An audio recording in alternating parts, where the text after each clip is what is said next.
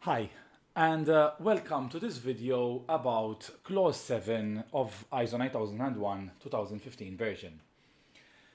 If you haven't already done so, there are other videos for all clauses within the standard of ISO 9001, whereby I'm explaining each and every requirement of the standard while going through the standard itself. So I encourage you to subscribe to this YouTube channel so you'll be updated when more videos within this series are uploaded, so you can always be on top of the information that is being shared with you over here. So without further ado, let's start with Clause 7, okay, which talks about support, and Clause 7.1 talks about resources. Okay, so when we are talking about support, we are talking about the resources effectively that we will need to carry out the key processes within your organization. The key processes are discussed in Clause 8, and that will be discussed within this mini-series of videos where I'm explaining the requirements of the standard. So when talking about resources, first of all, in Clause 7.1.1 we have a general introduction which states that the organization shall determine and provide the resources needed for the establishment, implementation, maintenance and continual improvement of the quality management system. Okay, so as you can see, it's not only about implementing the management system, it's not only about getting the certification, but also about the maintenance and the continual improvement of your quality management system, because that is the main aim of this particular standard. And the standard goes on to tell us that the organization shall consider the capabilities of and constraints on existing internal resources, what needs to be obtained from external providers. So when we are talking about internal resources, we can consider equipment, we can consider people, we can consider money or time that might be available for us as internal resources to meet the requirements of our clients. And the standard also asks us to consider what needs to be obtained from external providers. Mind you, the term external providers relates to suppliers. Okay, so as such, nothing really has to be done to meet the requirements of this particular clause, of Clause 7.1.1, because it's just a general introduction. And when it comes, for example, to internal resources, here we can see immediately where 7.1.2 is talking about people. And when it comes to external providers, we're going to be considering those in Clause 8 of the standard. So Clause 7.1.2 talks about people, and it states that the organization shall determine and provide the persons necessary for the effective implementation of its quality management system and for the operation of and control of its processes. Now, this is a very generic statement, okay? It basically means that you have to have the right number of people working within the organization. I'm pretty sure that we didn't need the ISO 9001 standard to tell us that we need to have the right number of people to carry out the processes. Other information when it comes to people, okay, when it comes to roles and responsibilities, it has been mentioned in Clause 5.3, and I've also discussed that within this mini-series. And there's also more information within this particular clause actually, which is Clause 7.2, and we're going to be talking about that later on in this presentation. Clause 7.1.3 talks about infrastructure. Infrastructure, as can be seen in this note, can include buildings and associated utilities, for example, electrical power, water, gas, internet connection. It can also include equipment, including hardware and software, transportation, resources, information and communication technology. So infrastructure relates to the foundation of equipment that we need to be able to meet the requirements of our clients. And in this regard, the standard says that the organization shall determine, provide and maintain the infrastructure necessary for the operation of its processes and to achieve conformity of products and services. So here we are seeing that the organization should determine. This means that we have to have a list of infrastructure that is required within your organization. Provide, naturally we should have this infrastructure available. Maintain, which means that we have to have a maintenance plan to make sure that this equipment is constantly running at its optimal performance when and how it is needed. Okay? And we're going to go into more detail about this element, whereby when it comes to equipment, therefore we have to have a list of the equipment, we need to have a maintenance plan, and we need to have records to prove that the maintenance was indeed done. Clause 7.1.4 talks about the environment for the operation of processes. Okay, so here the standard is telling us that the organization shall determine, provide and maintain the environment necessary for the operation of its processes and to achieve conformity of products and services. And this can be quite confusing for some clients, so I'm going to explain it right now.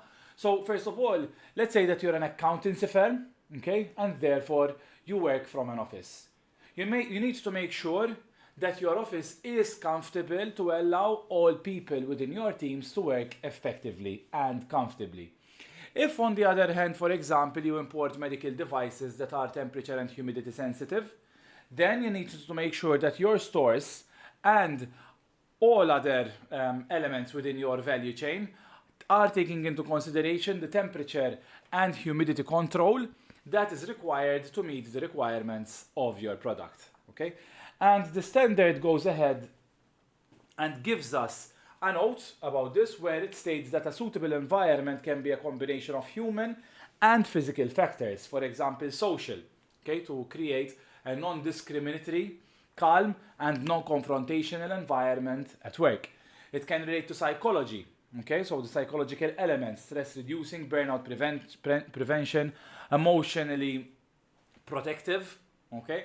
So here we are seeing that when it comes to the environment of the operation of processes, the standard is asking us to make sure that we are creating a comfortable environment for all employees to work within our organization. Having said that, this is not a health and safety management system, okay? ISO 45001 specifically talks about health and safety. And when it comes to the environment of the operation, when it comes to the psychological impact of employees working the organization, that particular standard goes into further detail, whereby, for example, it explains that employees shouldn't be left to work alone for a very long time, okay? So they need to have meetings, they need to have conversations, they need to have human contact. Physical, here we are seeing the third element, which, as I have described in the example, it relates to temperature, heat, humidity, light, airflow, hygiene, noise. And this doesn't necessarily need to relate to the product itself, but for example, we have to make sure that our employees within the manufacturing plant on the shop floor have a decent temperature for them to be able to work comfortably every day, basically. So 7.1.5 talks about monitoring and measuring resources, okay? And basically here we are seeing the same requirements like we have for our infrastructure, like we have for our equipment. However, the difference between infrastructure and monitoring and measuring resources is that while equipment or infrastructure is needed to carry out certain processes, monitoring and measuring resources are equipment that we use to monitor and measure other variables. For example, a thermometer is measuring temperature, a weighing scale is measuring weight, a humidity meter is measuring humidity. And when it comes to these equipment, we have to make sure that they are giving us reliable values, okay? So let's say that we are a manufacturer of milk cartons, okay, with the milk, and of course we put the milk inside the carton, and we have incorrect weighing scales, which are not calibrated. This might mean that we would be running a production run without having accurate readings of the actual volume of milk that we are putting in our cartons. Naturally, this will result in having a low quality or low consistency in the product that we are offering to our clients. Okay, so when it comes to the standard, it says that the organization shall determine and provide the resources needed to ensure valid and reliable results when monitoring or measuring is used to verify the conformity of products and services to requirements, like I have just explained. And it also states that the organization shall ensure that the resources provided are suitable for the specific type of monitoring and measuring activities that are being undertaken.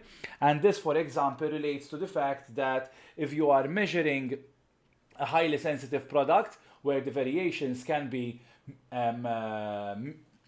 milliliters, or they might be grams or micrograms, then we need to have measuring equipment that is able to read to such tolerance or to such accuracy. And the standard goes on to say that these equipment are to be maintained to ensure their continuing fitness for purpose. What that means in English is that this equipment has to be calibrated to make sure that we are getting the right information.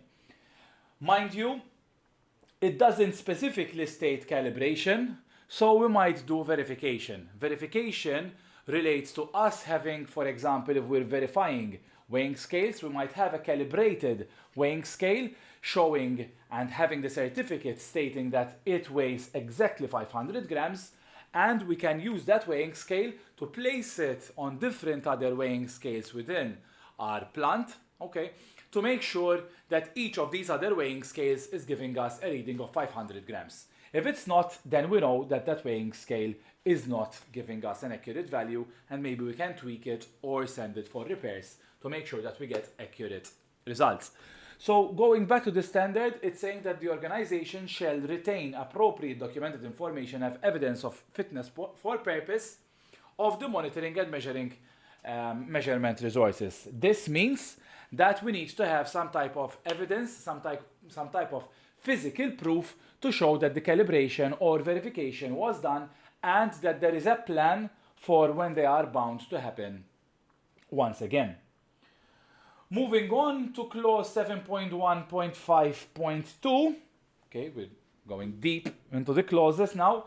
Measurement traceability. When measurement traceability is a requirement or is considered by the organization to be an essential part of providing confidence in the validity of measurement results, measuring equipment shall be calibrated or verified, or both, at specified intervals or prior to use against measurement standards traceable to international or national measurement standards.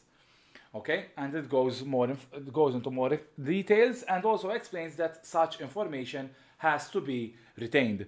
So going back to that example of the manufacturing company selling milk in cartons, okay, since the weight of the product has a direct impact on the quality of the product, then the standard here is asking us to make sure that the measuring equipment is calibrated or verified.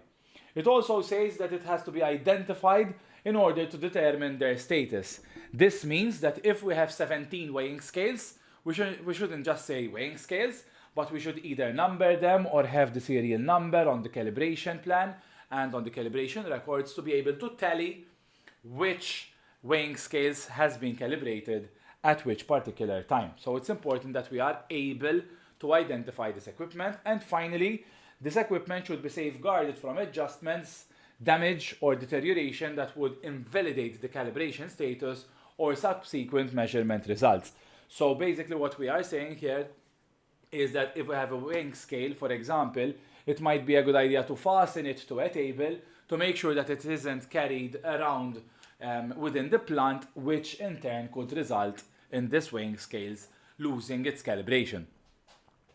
Another important element of clause 7 relates to organizational knowledge. Naturally, the knowledge of the people within your organization is possibly the most important resource that you have. And I've seen it happening time and time again when there is brain drain, when there are employees who have been working with the company for a very long time, who have generated a huge number of lessons for themselves and experience, who do not get the opportunity to share that information before they leave the organization. And that is invariably a huge loss to the organization. Therefore, the standard is telling us that the organization shall determine the knowledge necessary for the operation of its processes and to achieve conformity of products and services. Here, the standard is telling us what type of knowledge, what type of information is needed by certain people to do certain tasks within your organization. The standard goes on to say that this knowledge shall be maintained and made available to the extent necessary. Okay? When addressing changes, needs, or trends, the organization shall consider its current knowledge and determine how to acquire or access any necessary additional knowledge and required updates. Okay? So, this particular clause isn't clause 7.2, which talks about competence. It doesn't talk about the skills and competencies that are needed by a person to do their job, but rather about the overall knowledge that is required by the organization, which in turn can be shared with employees. Okay? So that's why the standard is telling us over here that when addressing changing needs and trends, okay, the organization shall consider its current knowledge and determine how to acquire or access any additional knowledge. Because let's say that, for example, a new technology is being developed, okay, which can have an impact on your industry. Are you simply going to wait, let your competition try out this equipment, see how it goes, and then play it by the ear? Or are you going to acquire this knowledge as early as possible within your organization to see whether you can take first mover advantage of any changes that are happening within your industry? And another type of knowledge might be to actually know that a new technology is being developed. So there are different types of sources from where we can get this information, okay? And here we have two notes. For example, note 1 is stating that organizational knowledge is knowledge specific to the organization, and it is generally gained by experience. It is information that is used or shared to achieve the organization's objectives.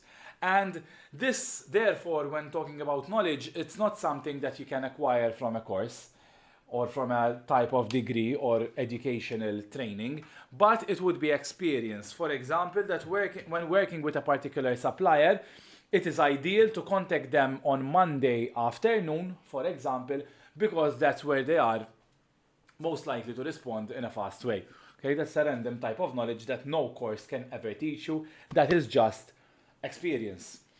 And note 2, which talks about organizational knowledge can be based on internal and external sources. Okay, so internal sources, it can relate to intellectual property that is generated within the organization, knowledge gained from experience, knowledge gained from failures or successful projects. Okay, so as you can see, these are internal lessons that you might learn as an organization.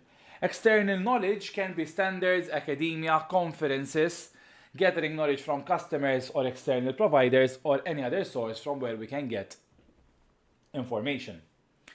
And when it comes to clause 7.2, the standard now is once again focusing its attention on people. Having the right amount of people with the perfect job descriptions designed for them, and them not having the right competence needed to do the job, will invariably result to a complete catastrophe. Therefore, the standard is asking us that as an organization, we shall determine the necessary competences of persons doing work under its control that affects the performance and effectiveness of the quality management system. In English, what this means is that when we are doing the job descriptions for employees, we shouldn't just consider the roles and responsibilities, but we should also consider the competencies that are needed for a person to be able to do that job. Ensure that these persons are competent on the basis of appropriate education, training, or experience. What is the standard saying here? Here is the standard is saying that, let's give an example where John has the job title of a driver, for the sake of the argument. So we know that each driver has to have a competency of having a driver's license. Okay? And what the standard is saying here is that since John is a driver, Do we have records to prove that he has his driving license, given that having a driving license is a required competency of the job title of driver? So here we are talking, first of all, in general as a job title, in the sense that any person occupying this position or this job title should have these list of competencies. And then when we look at individual people, does this person have these specific competencies? And do we have evidence to prove that? Okay, so that is what's being said in section B of clause 7.2. Where applicable, take up actions to acquire the necessary competence and evaluate the effectiveness of the actions taken. So here we are talking about training. If, for example, we feel that a person, they do have their driving license, but it would be a good idea to send them on a course on how to have better customer care or how to talk to their customers. Okay, so here we can have a training plan. Here we can book a training for that particular person to have this ability to communicate in a more effective and clear way with the customers. And then the standard is asking us to consider if we want to evaluate the effectiveness of the actions taken. Shall we ask the person some questions after this training has been completed? Shall we monitor how customer satisfaction has improved after this person has taken the training? So after doing something, it would be ideal if we have some type of measure, some type of metric that will tell us whether the action that we took actually improved the situation for our business or not. Finally, we have to retain appropriate documented information as evidence of competence. Okay, so it's important that we keep training records of anyone attending both external training and internal training. And applicable actions, as we can see in this note, can include the provision of training to the mentoring of or reassignment of currently employed persons, the hiring or contracting of competent persons.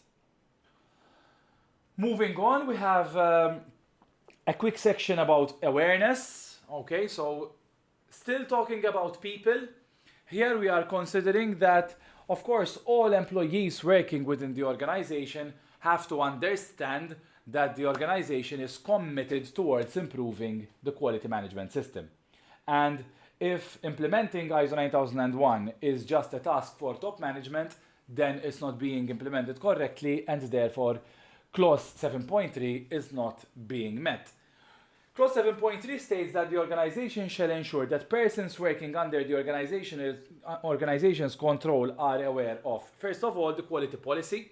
So they need to know not the quality policy by heart, but they need to know what the quality policy represents. Okay? They need to know the quality objectives. How can you have all employees pulling the same rope if they don't know which rope are we pulling? Okay? So having all employees knowing the quality objectives is important. Their contribution to the effectiveness of the quality management system, including the benefits of improved performance. Okay? So having clarity of how your role fits within the overall scope of the organization, first of all, gives you a sense of belonging, gives you a sense of accomplishment, shows you that whatever you're doing is not just a simple piece in the whole puzzle and you don't know what the puzzle is, but it's showing you how your work links to everything else that is done within your organization. But also, it gives you the clarity to know what is expected by other people from your job. Okay, so having this clarity about how your role interacts with other roles within the organization will invariably help your employees to perform in a better way.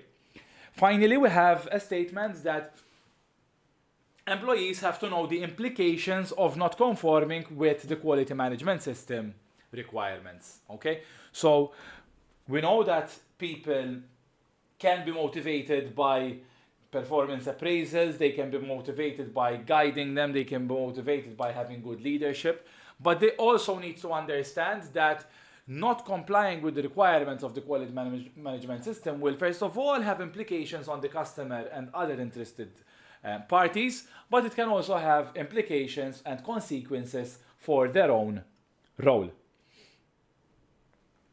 Clause 7.4 talks about communication, and it states that the organization shall determine the internal and external communications relevant to the quality management system, including on what it will communicate, when to communicate, with who to communicate, how to communicate, and who communicates. Okay?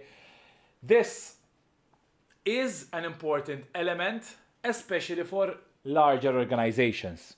When working with companies who employ 10 people, 15, 20, 30 people, this isn't that important because the communication channels are relatively clear. Okay, there's typically a few number of managers and the organization chart would typically be very streamlined. However, in larger organizations where a person might have more than one direct manager, where there might be different departments or there might be different locations, then it would be a good idea to focus a little bit more on these elements when it comes to communication. Okay? And then we have clause 7.5, and it's not my intention to go into a lot of detail about how to handle documented information. Okay? For this particular video, there's another video and blog on my website as regards this topic. However, when it comes to documented information, given that this is an international standard for quality, we have to maintain at least the basics of good documentation practices. Okay, so when we are, for example, creating new documents, okay, we have to ideally follow a template, and in that template we have to have information like the title, the date, the author, or the reference number, whether it's included as a hard copy, as a soft copy, and when and who will review these documents. When it comes to the control of documented information, the standard says that documented information required by the quality management system and by this international standard shall be controlled to ensure that it is available and suitable for use where and when needed, it is adequately protected. Now, this is not a standard on information security. There is ISO 27001 for that. However, ISO 9001 starts shedding some light on the fact that we have to protect our information, that it has to be available whenever we need it, okay, so availability of information, and that the information is protected in the sense that it is not destroyed either intentionally or by mistake, and that it doesn't lose integrity in the sense that information can be easily changed. And what does this mean in reality? It means that if, for example, we have an Excel sheet, can anyone edit the fields of this Excel sheet if we are relying on this Excel sheet to come up with calculations, for example? Are some of the cells that are doing the actual calculations logged? So this is the type of thought process that we have to go through. And also, if, for example, we have training records of employees or maintenance records of equipment, how are these documents being saved? And how can we quickly access them during an audit to make sure that we are able to produce the evidence as documented information to any questions that are asked by the auditor during the external audit? And the standard goes on to explain that for the control of documented information, the organization shall address the following activities as applicable: distribution, access, retrieval and use, storage and preservation, control of changes, retention and disposition. Now, once again, here we have to apply a risk-based approach for the level of detail that we are going in when defining this type of information. That is all I had for you for this video. I hope that you found it interesting, and if you did, please hit that like button because it really helps us to share this message with as many people as possible. And if you'd like more information, please subscribe to this YouTube channel so that you will be notified when we upload the next video within this mini-series or about other topics, everything ISO related. If you have any questions about ISO, please feel free to get in touch. I would love to help you succeed. Thank you so much.